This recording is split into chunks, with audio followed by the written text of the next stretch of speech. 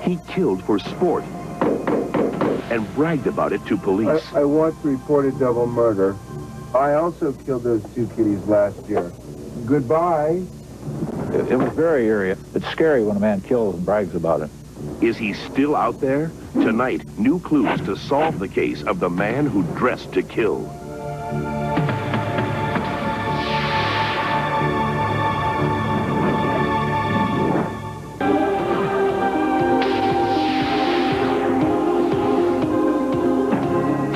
This is the Zodiac speaking. I like killing people because it is so much fun. This guy is a pathological, psycho killer. It is more fun than killing wild game in the forest because man is the most dangerous animal of all to kill. The most thrilling experience. Those were the words of a madman who held this city hostage 30 years ago. He sent his letters to local papers who chronicled his horrible acts. It all began December 20th, 1968. 2 teenagers were brutally shot at a lover's lane in Vallejo, California. For the Zodiac, it was just the beginning. 6 months later, Terry's restaurant in Vallejo. 23-year-old Darlene Farron was working as a waitress. To everyone, Darlene appeared outgoing. But according to Darlene's sister, she was hiding a dark secret. A man had been following her, a man who could have been the Zodiac. It was a man that she was afraid of the last 2 years of her life. And I've seen him on 8 different occasions. She's seen him do something. She's seen him kill someone. She told me to stay away from him. He was a bad man. And that's all she would tell me. That holiday afternoon, Darlene made plans with her friend Mike Majot. Just after midnight, Darlene and Mike pulled into the parking lot of the Blue Rock Springs golf course. They'd been there just a few minutes when another car pulled in behind them. Maybe it's the cops. You should get out your driver's license.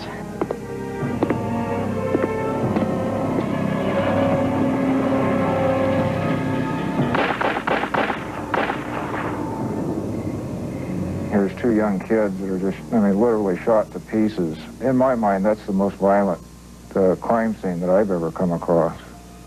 12:40 a.m., July 5th, the Zodiac made this call to the Vallejo PD. I once reported double murder.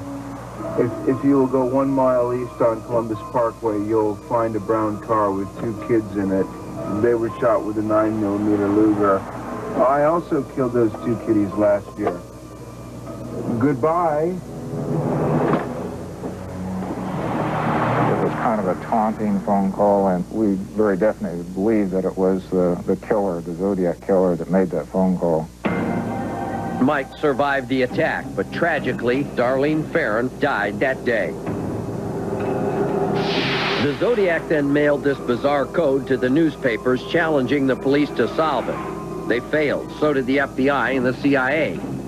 It appeared hopeless until a high school history teacher figured it out. Look for a similar repeated pattern. And the major thing was that we felt that the word kill or killing would appear in his code, and the word I, because he had an ego.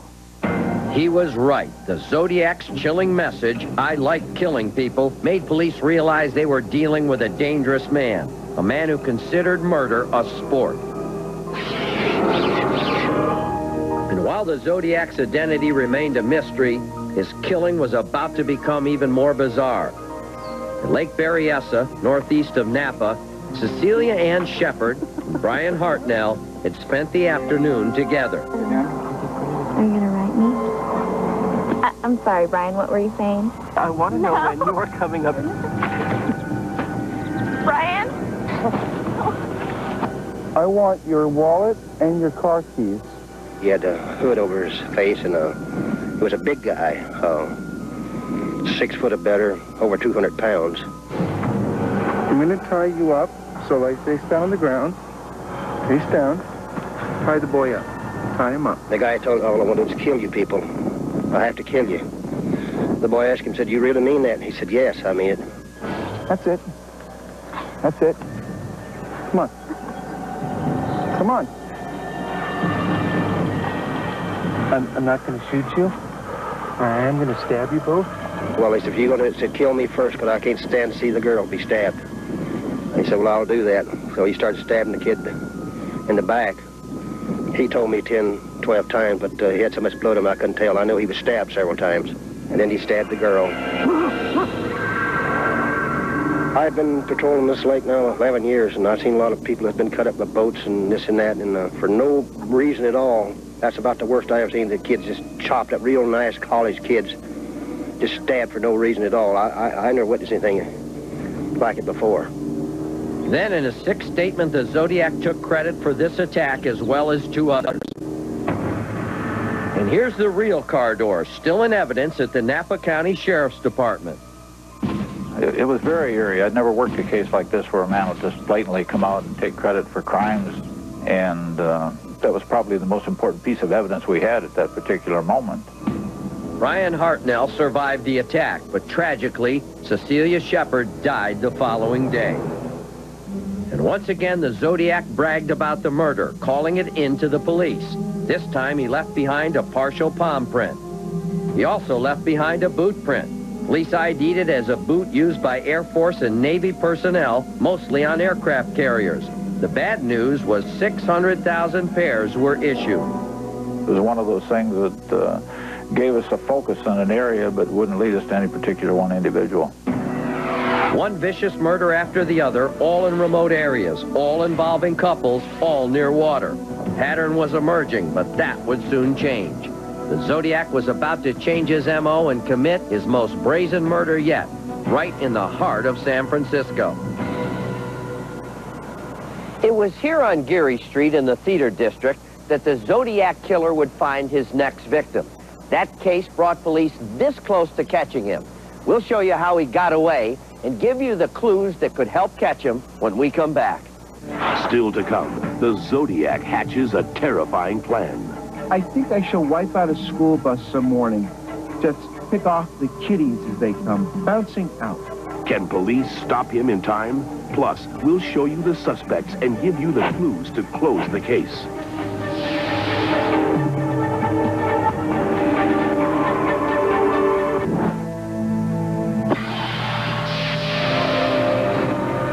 When Cabbie Paul Stein stopped around 9:30 to pick up another fare on this busy Saturday night, he had no idea the man getting in his cab was the Zodiac.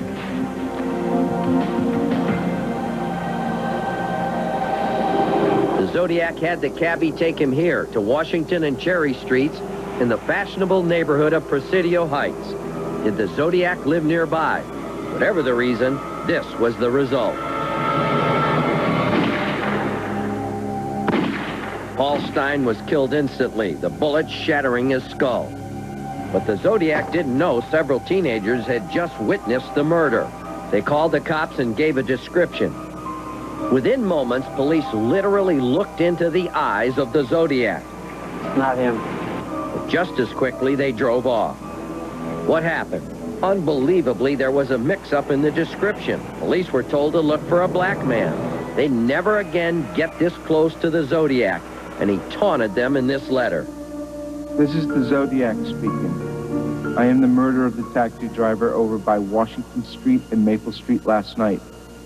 To prove this, here is a blood-stained piece of the shirt. The San Francisco police could have caught me last night. Hey, pig, doesn't it rile you to have your nose rubbed in your boo-boos? But now police were able to give the Zodiac a face. This is the composite police have used since 1969.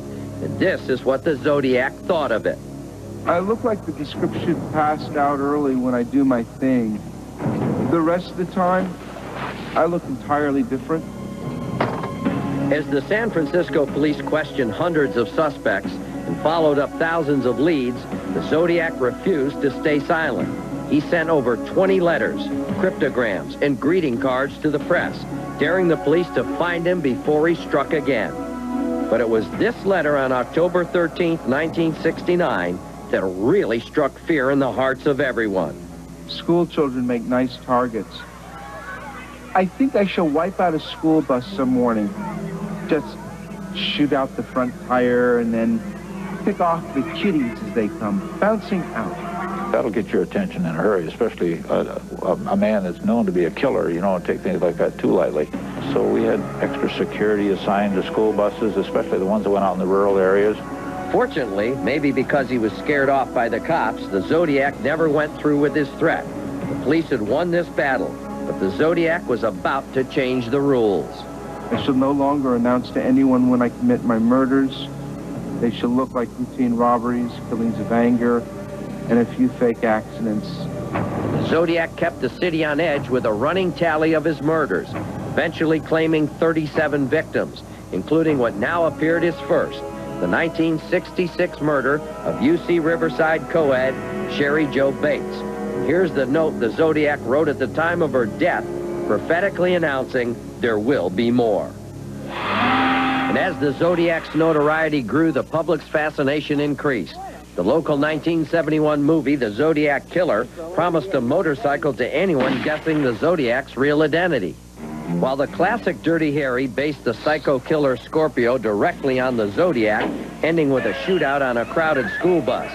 And while Hollywood gave this story an ending, the real Zodiac was far from finished. He'd strike again on a desolate road near Modesto, California. So I now have a little list, starting with the woman and her baby that I gave a rather interesting ride for a couple of hours one evening. It was late at night. I had left in the evening, and the car behind me started flashing its lights, bright and dim, bright and dim. And the car pulled up behind me, and this guy got out, and he said that my back wheel was wobbly. Left wheel looks like it's not on good. Oh. I could tighten the lug nuts. Oh, no. No. He did look square. I mean, all my friends had long hair, and he didn't. He looked military-looking even.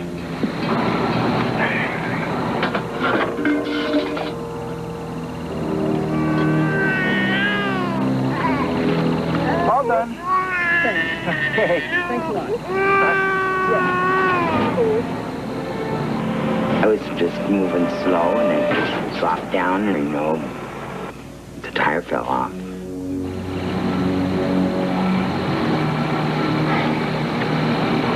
Guess it was worse than I thought. He went back and looked at it and said he guessed the lug nuts were stripped or something like that, and he'd give me a ride to a gas station to get it fixed. You know you're gonna die. You know you're gonna die. You know you're gonna die tonight. I have to kill you. He appeared to be almost trance-like. I have to kill you. And the baby's going out the window. I believed him when he said I was going to die, he was going to kill me. Don't panic, don't scream, don't yell. Just wait and see what happens. You know, he could have stopped at any time and physically been stronger than I was. I was like 7 months pregnant, and I had a little kid on my lap. When we would come to any kind of stop sign, he would slow down, but he didn't stop. So I jumped finally for a man in the field. Hey, come back here! I'm gonna fuck. Fortunately for Kathleen, a trucker stopped when he saw the Zodiac's car, and the Zodiac fled. Kathleen, her little girl, and her unborn child had just cheated death. Kathleen was brought to the Patterson Police Department and made this statement. And he was about 30, and he was about 170 pounds, maybe. That's him. That's the man who tried to kill me. I looked up on the wall, and there was one of those composite drawings of the person I just spent this time with. Turns out it was the Zodiac, and I didn't know who that was at the time. It meant nothing to me. But it obviously meant something to the Zodiac. He returned to Kathleen's car, then set it on fire. Law enforcement officers and investigators assert there are as many possible suspects as there are signs of the Zodiac.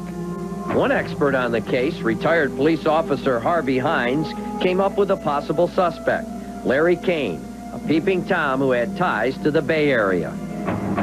I've spent thousands of hours on this.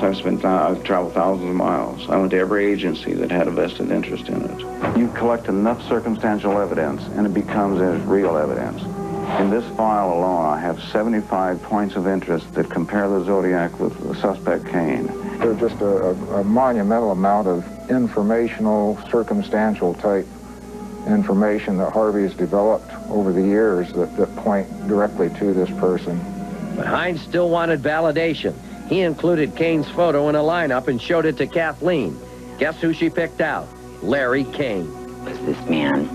Kane is still alive, but it's important to note he's been questioned by police, and they don't believe at this time he's the Zodiac. Another person who Zodiac theorists suspect, but has never been charged, is Bruce Davis, a Manson family member. Davis is in prison on unrelated murder charges. In the Zodiac-Manson connection, Howard Davis and others assert that the man at Terry's restaurant was ID'd by Darlene Farron's sister Chris as Bruce Davis. Many believe the Zodiac was Vallejo resident and convicted pedophile Arthur Lee Allen, who asserted his innocence up to his death in 1992. I'm not the Zodiac. I've never killed anyone. These guys almost, well, they had me questioning myself. Today, websites such as ZodiacKiller.net receive hundreds of hits each week, while shows such as Millennium continue to draw on the Zodiac for their storylines. His 8th victim was a cab driver. Avatar shot him on a crowded street. Still covered with blood, he was seen heading into a public park. While people disagree who the Zodiac is, here are several major clues everyone agrees on. He was stocky with short-cropped hair and wore glasses. He has a calm voice. He's intelligent. He knows codes and probably has a military background. He's an expert marksman. He's an old movie buff and likes Gilbert and Sullivan musicals. He's probably in his late 60s now. And one last note, what about the Zodiac's name? Do his identity and actions really revolve around astrology? Or as some believe, is he merely a film buff, paying homage to the 1939 movie Charlie Chan at Treasure Island? But Dr. Zodiac, not ordinary criminal. He is man of great ego, with disease known to science as pseudologia fantastica. Criminal egotists find pleasure in laughing at police. The Zodiac is one of the most notorious killers of this century, and we could catch him tonight. You know, I always say somebody out there knows something, may have heard something. I want you to think hard about the clues you heard tonight. And you can go over those clues and a lot more in this month's issue of America's Most Wanted magazine, or visit our website at amw.com.